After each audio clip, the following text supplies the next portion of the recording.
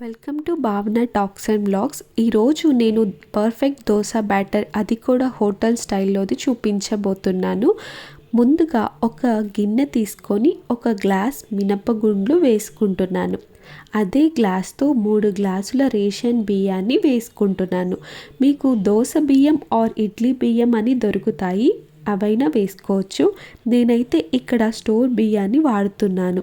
దీంట్లోని 1 table spoon దాకా మెంతులు వేసుకోండి. అండ్ మనం మినపగుండ్లని ఎంత అయితే తీసుకుంటున్నామో అదే గ్లాస్తో హాఫ్ క్వాంటిటీ పచ్చిశనగపప్పు వేసుకోండి. ఇప్పుడు వీటి అన్నిట్లో వాటర్ పోసుకొని శుభ్రంగా 3-4 సార్లు అయినా కడగండి. ఇప్పుడు శుభ్రంగా కడిగిన తర్వాత మినపప్పు బియ్యం మునిగేదాకా వాటర్ పోసుకొని 5-6 గంటలు నానబెట్టుకోవాలి. 5-6 గంటలు నానిన తరువాత ఒక గ్లాస్ అటుకులు వేసుకుంటున్నాను.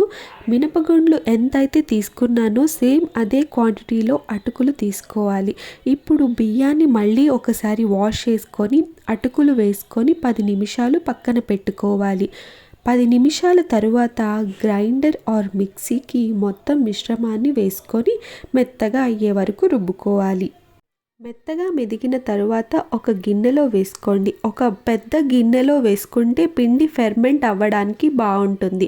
ఒక ఓవర్ నైట్ అంతా బాగా పుల్వనిచ్చిన తరువాత మరుసటి రోజు కావాల్సినంత పిండి తీసుకొని దోశలని ఎంజాయ్ చేయడమే.